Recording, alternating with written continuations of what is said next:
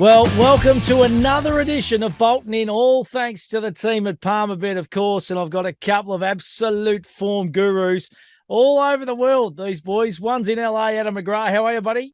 Yeah, good to see you both. Going nice. Mate, magnificent. What's the weather like over there, Ads? Every day, they say every day is 75, so about 22 to 25 degrees, sun's out. Since I've been here in LA, I've been here since January, I've seen it rain once. Well, mate, don't just hold that thought because our man all the way from Copenhagen, of course, is Shane Anderson. And Shane doesn't like the winter, mate, and you're just about to embark on it, buddy. So we're we're heading into summer over here in Oz, mate. So we can't do or say too much to you, buddy. No, I'm getting upset, Matty. And Adam, good to catch up with you both again. Look, I grew up in Melbourne. I'm used to 4 seasons in a day. But the one thing I've realised since I moved to Europe, I freaking well hate the cold.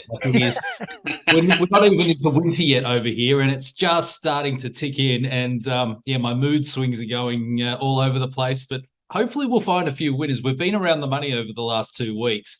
But we need a bit of luck to fall our way this weekend. And hopefully it'll be the case with some outstanding racing coming from both Caulfield and Randwick. Yeah, and listen, some really good fields assembled too. Of course, Caulfield Guineas is one of the features. The Might and Power, of course, that is just an absolute unbelievable field for mine. We've got the Toorak Handicap and the Silver Eagle at Sydney. So there's plenty going on, and there's plenty to talk about. Now, listen, what was the takeout from last week? And as you just said, Shane, around the money too, and it's only been small margins that are just getting us pipped on the line, but it was just a cracking weekend.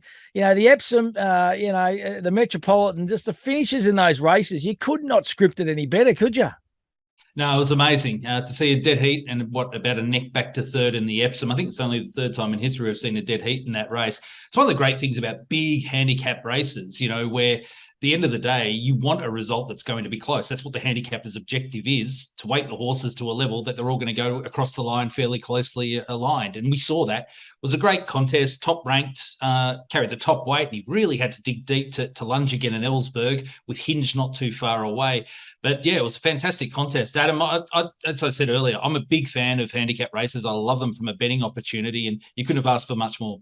No, you couldn't have. I thought the photo finish was interesting, how long it took. It's probably the longest one I've seen in Australia in recent times. They had us all just hanging on the edge of our seats there, but brilliant racing. It's unbelievable. I love the way the Ellsberg fought back. Zoo Gotcha. I talked about how he got headed that start before, could have gone with it. It let down really well, so it was a nice winner. But yeah, it's always good looking back, but I'm pumped about looking forward to this weekend's racing. It feels like we're really getting into the business now. Now, just on Zugotcha, so that's 3 on the trot. Chris Waller Polish, of course, could not have been any more impressive. Is he certainly one to I suppose, follow moving forward from this day on, boys? And what do you think might be the target down the track? Will he head to Melbourne, do you reckon? I think we have to follow it. I think definitely the case with that turn of foot that we've seen as far as races go. We've seen that she's been able to adapt to all conditions there as well, but I'd love to see her go around Flemington and really be allowed to wind up and let down through the gears that she's been able to show. But yeah, she's definitely one that I'm going to keep watching moving forward, especially with how the form lines are really tying in around that performance now.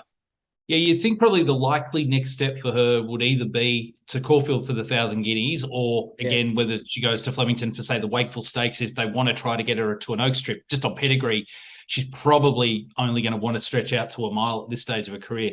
But she's become the dominant force of those fillies races. I mean, she's won the big 3 in Sydney so far.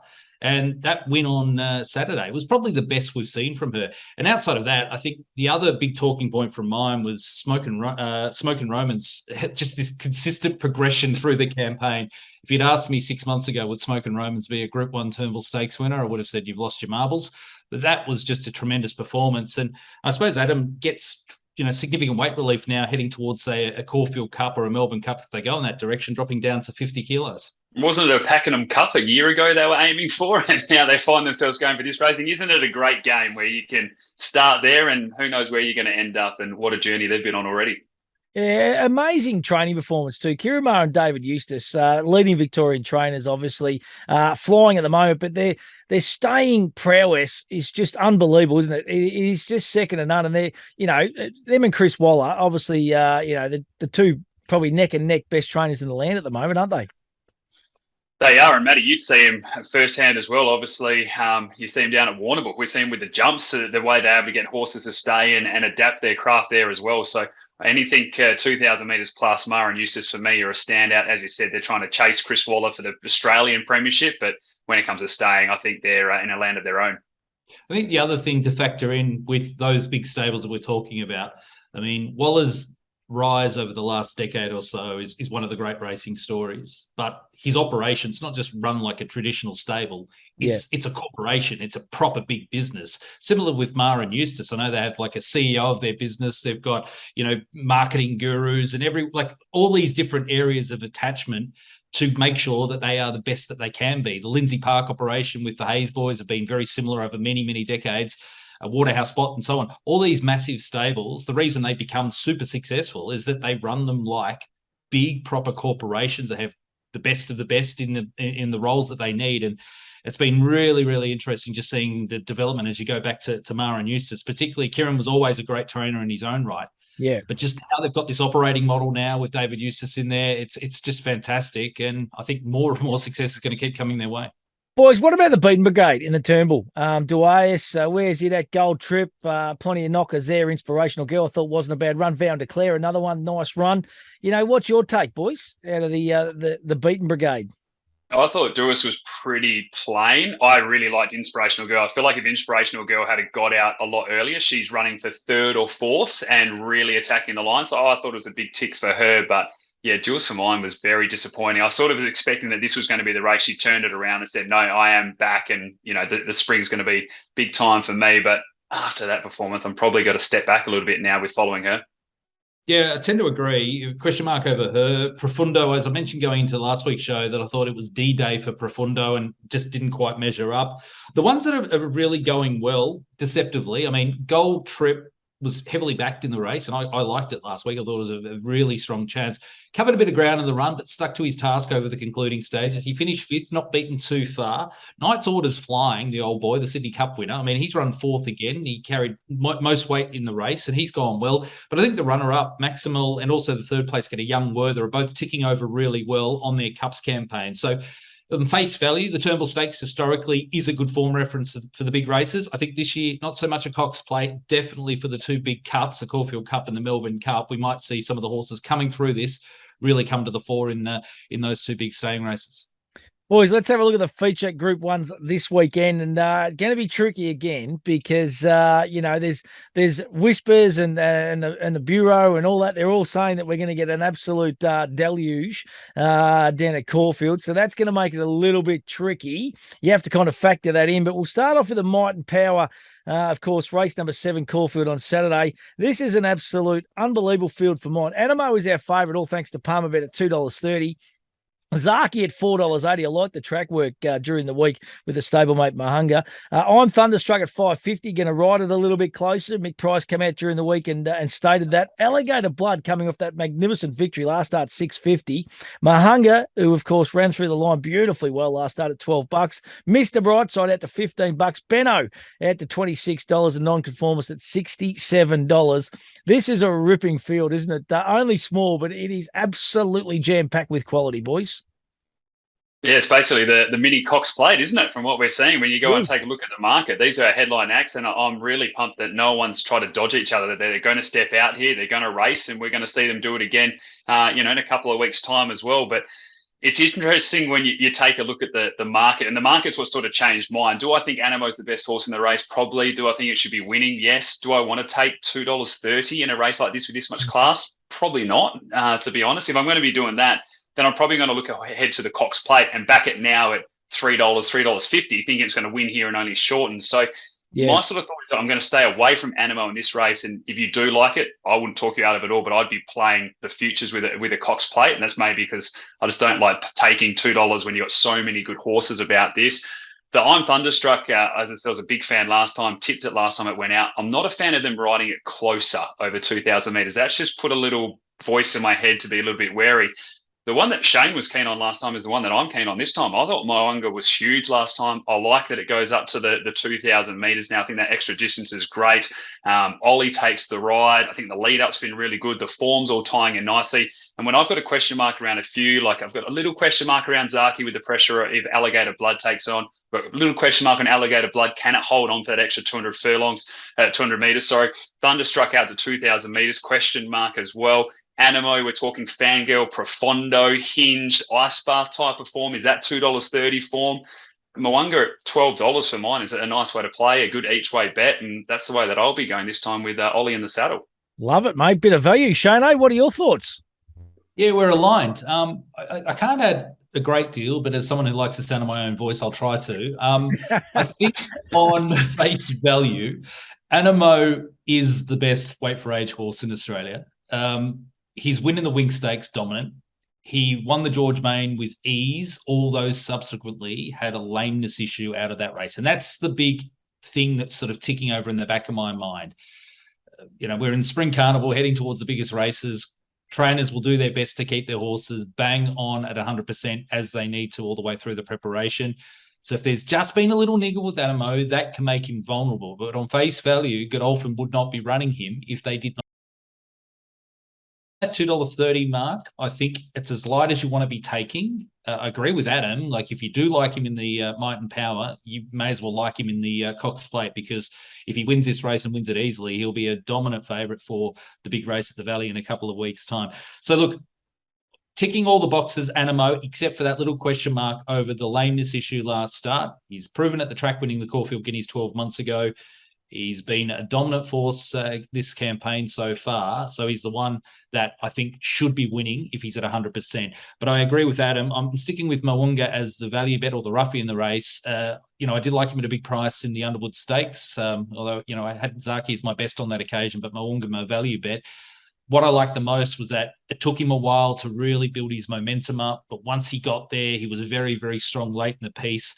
And we can anticipate the race to be run at a good, true tempo here, and that'll give him his chance. So, Animo, clearly the one to beat, should be winning. Mo'unga, though, is the one at the price that I think you can have a bit of fun with, particularly if you want to have an each-way bet in the 8-horse field. Shane, just a quick one for you and for you, Matty, as well. And the question, because I was doing this all day, is Animo a better horse on a good track, a soft track, or a heavy track? What do they ideally want come Saturday? What's your opinion? Because that was my biggest question mark. I'm probably looking like a soft 5, soft 6 type of horse, but which is where I reckon it's going to land. I reckon that's where the track will end up.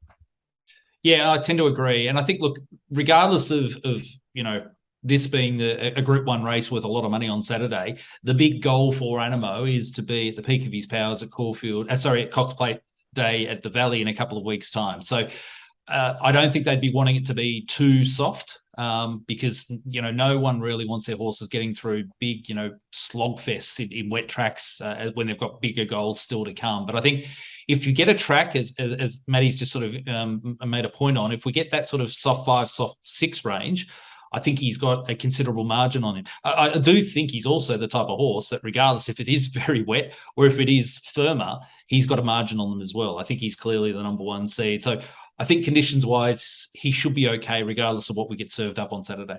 It's going to be a ripping race. I reckon on the little track gallop that I saw on social media between Zaki and Mo'unga, you could not back Zaki. I just thought its work looked absolutely enormous. I don't know whether you boys got hold of it, but I just thought it looked sensational and wanted to lay and run around a little bit. So maybe might have been just a little bit sore last start. So I reckon they've done a little bit of work. He looked enormous during the week for mine, and that's where I'm going to be going this week, boys. Hey, let's move along to the Caulfield Guineas, of course. This is a cracking race over the 1,600 metres. Golden Mole, the Sydney horse, it's our favourite, all thanks to Palmer Bet at $2.70. Berkeley Square at $5.50. Great story, this, if it can win for Dan O'Sullivan. Tijuana at $9.50, Elliptical at $15, Meridius at $16, Amenable at $16, Mullane at $18, and Fajita San at $19. Are you with the fave here, boys? Because it's really hard to line up. There's a lot of unknowns, I reckon, in the Caulfield Guineas this year. I'm keen as mustard on one, but I'm really keen to get your thoughts on how you reckon this race is going to play out. Yeah, I find this one of the toughest Caulfield Guineas I've looked at in my career of following horse racing for a couple of reasons. It's not normally when you get to a race like the Caulfield Guineas with a huge amount of money and the importance of it as a stud value race, a stallion making race, as they like to say, you've normally got a lot of deep exposed form, particularly at the higher levels. The fact is we don't have a Group 1 winning colt or filly in the race this year, which is a really significant situation, because normally you've got a champion juvenile coming through. We've seen a bit of a shift there. And also we've got a lot of horses that are still well and truly unexposed, particularly at the stronger levels, but just career-wise. I mean, when we have a look at this field, we've got a lot of horses that have only had a handful of runs. That's not normally the case for a Caulfield Guineas. However, what I've seen so far, Golden Mile looks the one I think to beat. I know getting in at around that $2.70 quote's probably a little bit light for what I was hoping for. Good run in the Golden Rose. I liked it in the Golden Rose last start. Terrific win the start prior in the Ming Dynasty. Drawn well, James McDonald for Godolphin, ticking all the boxes there. So I think Golden Mile has got a very, very strong chance of winning. I'm just not super keen at around that $2.70 quote. The one that I'm putting in as my value bet for the race is Amenable for the all-conquering Nick Price and Mick Kent Jr.'s stable. They've been in fantastic form of late. Damien Oliver is a master. This horse, drawn out, I don't think we'll get too far back in the run this time, even though drawn out wide. And I thought the performance in the Guineas Prelude was very strong. So it at around $16, I think, represents enormous value in the race. The horse to beat for mine, Golden Mile, but the value bet, the one at a big price, is Amenable. Ed? I'm still in mourning after Cabin came in. I took the futures well out before the spring. I had my Melbourne Cup doubles on, and I was just sitting there going, how good is this? We talked about we didn't have any champion horses coming through. I know he hadn't won a Group 1, but I thought, this is the horse. I mean, this race is all over.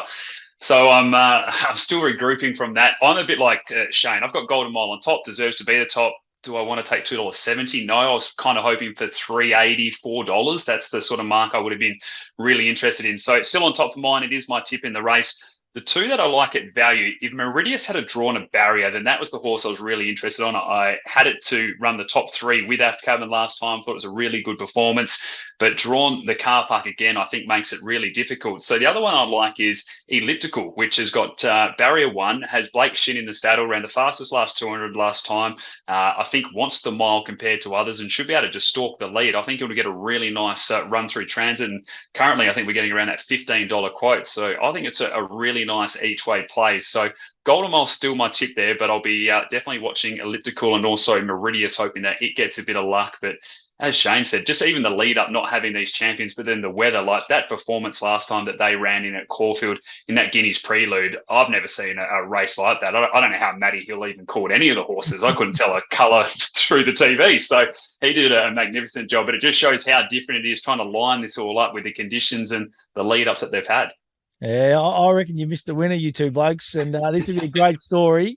I just Berkeley Square. I reckon, honestly, Dan O'Sullivan, just talking to a few, he's a Terang boy or former Terang boy, just up the road, of course. And the mail is that he reckons this is the best horse he's laid his hands on. So I reckon it's got plenty of upside. And if you go and watch that win last start, didn't deserve to win. Just was absolutely running up the backsides of plenty of horses, but they got the job done. And I reckon 1,600 metres is going to be cherry ripe. So, I'd love to see Dan win a Group 1. Wouldn't it be fantastic? He's a lovely fella, and it'd be a really good story, I reckon, and good for the owners as well. Hey, let's move along to the Toorak Handicap. Another cracking race. Here's a rising star here. I Wish I Win. It's our favourite at $2.70. Another one of my faves, Tuvalu. I love this horse from the Lindsay Smith yard at $8. Gentleman Roy at $9.50. Couldn't have been any more impressive last start. Military Expert at $10. Pinstriped at $12. Uncle Brent at $17. Character at $21. Laura Van Dicey's at $21. And Hillel at $21. The favourites drawn the car park, but I'll tell you what, it just could not be any more impressive its last couple of victories and runs, boys. Yeah, it really has been, hasn't it? That first run where we saw Jamie Carr in the saddle over 1,400 metres, that was just a performance that, I mean, you couldn't get a highlighter out quick enough to be saying, where's this horse going to be going moving forward? I liked it last time, dropping back in distance. Luke Nolan took the road and still got a really good performance. Tell you what, I had to blink twice when I saw Luke Nolan riding 54.5 kilos. I did see when that was. It was a long time ago. I can't remember the exact year, but it's been a long time between drinks, and I think that just shows how good the horse is. For me, this one's on top again. I think it'll overcome the barrier, and I I do think it's one we'll be watching in the bigger Group 1s coming up later in the year as well. The value one was where I really struggled. I started looking at horses like Dalasan. I'm hitting myself in the head saying, no, you can't go there. Converge again, trying to come up with reasons. And even like Military Expert with 52, Barrier 9, where was it going to go? I've ended up setting on Halal, Craig Williams, Barrier 2. I think it just wants to get away from these really heavy tracks. Now, the rain's obviously the key part here again, but I think if we can get a soft 5, soft 6, this is a horse that when it's been racing on those tracks, it had the good form around Animo. It's been proven in Group 1s and Group 2s around them. And we can just see Craig getting that really nice soft run. Its best performances were with William Pike when he kept it really quiet and let it attack the line. And I just think being covered up from that barrier draw, we'll see Halal run a much better performance on the weekend. And you're still getting that sort of $21 at the moment. I think there'll be a little bit of money come for it, but hoping that can see Halal perform better. But for me, it's still I Wish I Win will be the horse to beat here despite the barrier. I was going to say Barrier 13, Shane, probably doesn't make much because it's going to be a get-back horse in the field anyway. So it's just a matter of being able to slot in somewhere, isn't it? Yeah, I think you're right there. I've got I Wish I Win as the one to beat. Peter Moody, who's one of the great trainers, great judges, was very, very keen to get this horse into the Sir Rupert Clarke Stakes a couple of weeks back. Missed the run, just couldn't. He was one of the first, or I think he was second emergence for the race, couldn't get in. However, he missed that, went to Sandown, and was absolutely outstanding, I thought, in winning the Sandown Stakes there. What I like the most about him is that he just keeps getting better with every time we see him. And, yeah, I'm not too concerned about the draw, whether he settles midfield or perhaps a little bit further back. There looks to be enough good tempo in this race. On what I actually have as being the race of the day on Saturday, I'm really, really looking forward to this. So I've got I Wish I Win clearly as the one to beat. I agree with Adam. I think outside of that, trying to find some value in the race, there are plenty of options. So if you think the favourite can't win, you could probably back a few other horses in this race and really get a decent run for your money. I mean, Call Sign Mav comes through the Sir Rupert Clarke's always a strong race. Converge, whether Converge runs at Caulfield or Sydney, we don't know yet. Dalasan, yes, he's a horse that never seems to win the big ones, but he's going well. He was terrific in the Sir Rupert Clarke. But the ones further down the field, Tuvalu's got a great chance of an inside barrier. Pinstriped is a lightly raced but super progressive 4-year-old. A good There's one that I'm very keen on at a big price. I just mentioned this horse and you can throw a question at me. I think Uncle Bryn at around $16 from a good barrier. I love a horse having a strong 2,000 meter run and then getting an ease back and a weight drop for these big handicap mile races where you know they're going to be strong late. I think Uncle Bryn is a fantastic each way bet at around that sort of $16 mark, give or take. Yeah, beautiful. Yeah, I Wish I Win the top rater for mine, but Uncle Bryn, a really good each way bet. I just reckon Tuvalu's going to get a beautiful suck run. It'll probably be just behind the leader from Barrier 1, and it's going to present at some point in time. I reckon needed the run first up. Right in the wheelhouse, I reckon the track conditions, a little bit of sting out of the ground, and I reckon it hasn't been out of placings in 12 starts. It's such a nice cruising speed, doesn't it? Just the way it just keeps going. So, at $8, you get a nice little each way play there. Hey, listen, let's just on that, can I just throw a quick question at you both? Just because one horse, I mentioned I Wish I Win. I said it won the Sandown Stakes. It was the Testarossa at Sandown last start, but really, really strong late in the piece. Horse that did win the Sandown Stakes is Gentleman Roy for Ben and JD Hayes. It won this well. Horse blew him away. It's getting better and better with each and every start. Adam, have you got a sort of a view on how sort of well you think he can go? Because he's drawn well and John McNeil takes a ride. He was the one that the price. Yeah, exactly. I thought the price was, overs. I thought McNeil in the saddle, barrier 4. It was one again when I was going through saying draw ruins you, your draw ruins you. I thought this is one that I could have. So I was kind of trying to go with the $15 quote for the value, but I think it could definitely win the race. Tuvalu, Gentleman Roy, I would be not surprised if I'm playing a first 4 or a quaddie. They're 100% in.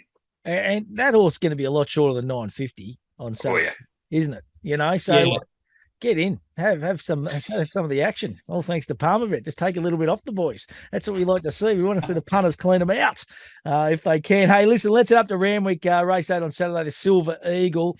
All thanks to Palmerbet. Mr. Mozart's our favourite at $3.80. Startantes at $7. Waterford $8.50. Valana at $9.50. Espiona at $9.50. Lavish Girl at $12. Lock Eagle $14. Kiss Summit $15 and Brigantine at $18. What are your thoughts here, Shane? I'll start with you. I must hard to get the head. Glad you went to Shane first. I'm really happy you did that. This is a migraine-inducing race. Trying to work out which way you go. Look, again, a couple of things I'm still not sure about. Which way is Converge going? Is he running the Toorak or is he running in the Silver Eagle? Because he's more than likely a horse that I think whichever way he goes now at this stage of his preparation could be ridden on speed rather than drifting back. So he's one that could have a significant impact in this race. Mr. Mozart certainly been well spruiked in recent times. Good effort last time out, but drawn horribly. There's a couple in this race that I think can run really well. Espiona, I'm ready for her to show something now. She was a boom filly 12 months ago. They're talking her as nearly being the best horse in the country. She's drawn out. I like her run in the Gold Pendant. She was really strong late in the piece there. I don't mind her being drawn out, although she does have a bit of a funny old racing style, Espiona. But when she lets down and she can build momentum, I think she's the one that could finish over the top of them all. So I've got her on top. Mr. Mozart, I expect to run well. He's just a little bit short for mine. And I'm hoping Converge runs in this race more than the Toorak, because I think at the each way price, he could be a decent chance. But very, very tough race, the Silver Eagle. Yeah, I thought this was the toughest race of almost the weekend when I was looking at it again. Barrier draws just make it so tough. Mr. Mozart, 18, Espiona, 17. All of these Converge, 16, as we said. Which way is it going? So I had Espiona in as my value runner for the race, and I can see it's been getting a little bit of money. I'm with Shane. I'm just waiting for it to go bang, and I want to be on it when it happens. So much hype around this horse. We've seen that it's got that raw ability, so I do think it'll click and can run a very good race there. But I've ended up going with a horse I've got a bit of a love relationship with, Tonti. So I was on it when it won the Tattersalls with Jason Collett in the saddle. Jason rides it again here.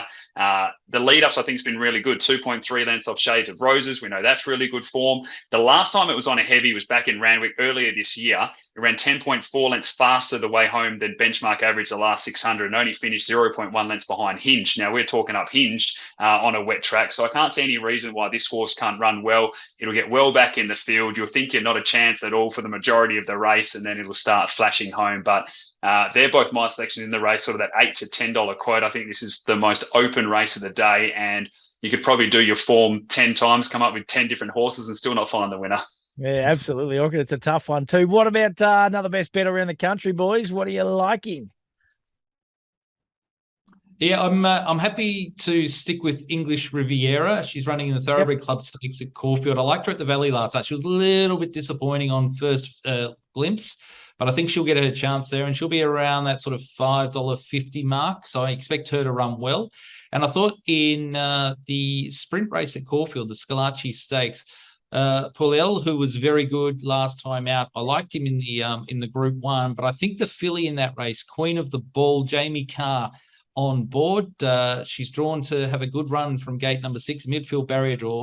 And I think at about that sort of $4.50 to $5 mark, she's worthy of a bet, Queen of the Ball in the Scalacci Stakes. Ads, what about you, mate?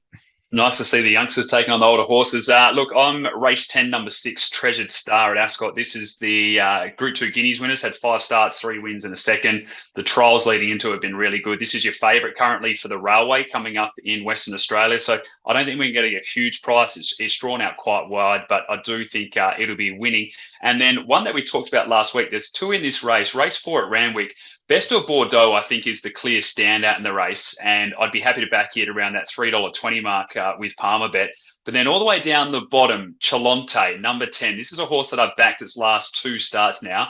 I have taken some of the 40s, I'm not going to lie, and it's sitting now at about $25. And I think you can still get around $4 or $5 for a place. Tommy Sherry takes the ride. Wet there, I can see this horse flashing home late. So Best of Bordeaux to win, maybe Chalonte to run a nice 2nd or 3rd in the race. Adam Market Mover McGrath. I'm not saying I took it. It was just they were there, and it's not now that I look. I love it. I mean, I was waiting early. Hey, listen, next week too, it's of course the Everest and Caulfield Cup, and you just sense it's nature strips at the moment, isn't it, to lose? We've seen obviously Snap Dancer come out in the last couple of days. Geiger Kick gets a slot spot. It's just the champ's going to be awfully hard to beat, isn't he? Yeah, there's no evidence to say he's gone backwards in his career, even though he's getting older. He was absolutely dominant last start, and he's a worthy favourite. Adam, I mean, barrier draw will be really interesting, but I just can't see them beating him at this stage. No, it's an interesting field. I'm very excited. I'll be there on course. I'll be making the flight back for the Everest, and looking forward to seeing Nature Strip in the flesh again. It's an intriguing race. It's not the field that I think any of us expected that we'll be having, but the one thing we know, it's always going to be a good race. And I think anytime Nature Strip's in, the hype and the excitement will carry it through the day. So really looking forward to seeing the champ out there next weekend. Beautifully done, boys. As always, been fantastic. All thanks to Palmerbet, of course. Gamble responsibly. That is the key message. Gamble within your means and have a bit of fun while doing it. Have a fantastic weekend. Really looking forward to it. The next 4 or 5 weeks, boys, honestly, it is just so exciting, isn't it? Sydney, Melbourne racing at its grandest. It's going to be fantastic, and we'll talk more next week. Looking forward to it. Thanks, boys.